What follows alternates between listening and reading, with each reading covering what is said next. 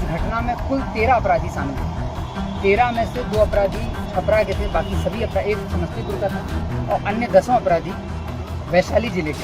अप्रैल में वीरू पासवान को गिरफ्तार करके जेल भेजा गया था, जिसने इस घटना को पार्शियल तौर पर खोल दिया था, लेकिन फिर भी पूरी घटना स्पष्ट नहीं हो पाएगी और हम लोग पूरी घटना को नहीं उसमें समझ पाए थे। फिर अनुसंधान इसमें जारी था। अनुसंधान के क्रम में 2 अपराधी हैं, राहुल पासवान जो कि चकवालधारी वैशाली का रहने वाला है और गगन राज जो कि मोहनपुर समस्तीपुर का ही रहने वाला है। इन दोनों को सूरत से गिरफ्तार किया गया। सूरत पुलिस का भी इसमें सहयोग हम लोगों को मिला, उनसे हम लोग टच में थे, हमारे डिप्टी सदर टच में थे और उनका सहयोग मिला। सहयोग के बाद दोनों अपराधियों को गिरफ्तार करने के बाद उनसे पूछताछ हुई और इस घटना में जो लूट हुई थी उसी लूट का करीब 5 लाख रुपया और एक सोने की चेन और कुछ सोने का आइटम और है, उसको बरामद किया गया। इन दोनों अपराधियों को सूरत से यहाँ लाया गया कोर्ट के आदेश पर और इनसे पूछताछ भी की हुई। पूछताछ के क्रम में एक बरामदगी भी है। इन्होंने अब पूरी घटना को स्पष्ट कर दिया। ये जो समस्तीपुर में मुफस्सिल थाना में मोहनपुर रोड पर जो घटना हुई थी रिलायंस ज्वेलरी शोरूम में, ये रिलायंस ज्वेलर्स के शोरूम में लगातार घटना करने रहने वाला एक गैंग है। इस गैंग का माफिया जो है वो गोलू पासवान है, जो कि कलकत्ता, छोटू पासवान है जो कि कलकत्ता में ही अभी जेल में बंद है। इसने कोलकाता में भी पिछले वर्ष 2023 में एक बड़ी लूट घटना की थी ज्वेलर्स के शोरूम में और छोटू पासवान उस घटना में पकड़ा गया था, लेकिन उसके अन्य साथी नहीं पकड़े गए। तो उसके साथियों के साथ मिलकर ही कलकत्ता जेल से ही इस घटना की प्लानिंग हुई थी। इस घटना में कुल 13 अपराधी शामिल थे। 13 में से 2 अपराधी छपरा के थे, बाकी सभी अपराधी, एक समस्तीपुर का था और अन्य 10 अपराधी वैशाली जिले के।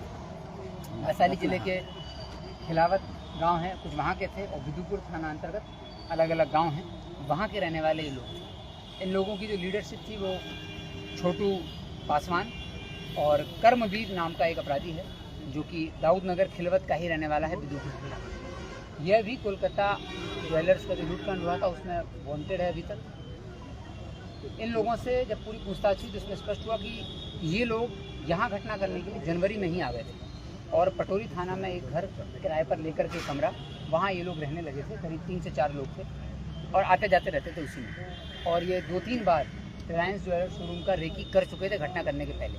रेकी के क्रम में इन लोगों ने ये भी देख लिया था कि रिलायंस ज्वेलर्स वाले जो हैं उनके पास अपनी कोई सुरक्षा व्यवस्था पुख्ता नहीं, उनकी जो सुरक्षा व्यवस्था की कमियाँ थी वो इन लोगों ने देख ली थी कि कोई आर्म्ड गार्ड नहीं है। और जब ये लोग बंद करते हैं अपने शोरूम को तो उस समय एकदम कैजुअल रवैया इनका रहता है, अलर्ट नहीं रहते हैं।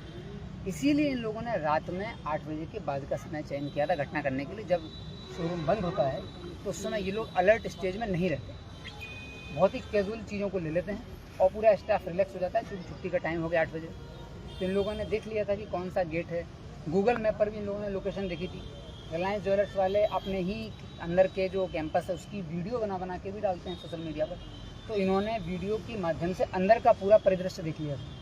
इनको पता था कि सामान कहाँ रखा हुआ है और कितनी टेबल्स हैं, कितने लोग हैं, इस बात का अंदाज़ा इन लोगों को मोबाइल पर ही चल गया था और गूगल लोकेशन से भी इन लोगों ने देख लिया था। उसके बाद ये घटनास्थल पर आए थे तो जो कमियां थी रिलायंस ज्वेलर्स की वो इन लोगों ने अच्छे से देख ली थी। जब अपराधी अंदर जाएंगे तो अपराधी आसपास की पान की दुकान पर अपने आप को पोजीशन कर लिए थे। एक अपराधी पटेल मैदान पर भी चला गया था और दूसरा अपराधी दाएँ बाएँ दोनों तरफ था, जो कि चूँकि इन लोगों को पता था कि 8 से 9 के बीच पुलिस की गश्ती रहती तो गश्ती पर नज़र रखने के लिए भी इन लोगों ने व्यवस्था की थी। 5 मोटरसाइकिल और 2 4 व्हीलर का इस्तेमाल भी इसमें हुआ था। 2 4 व्हीलर थी इन लोगों का कि किसी स्थिति में अगर पुलिस इनको पकड़ती है, लोकल पुलिस, और घेराबंदी होती है तो 4 व्हीलर से लोग कैसे भागेंगे।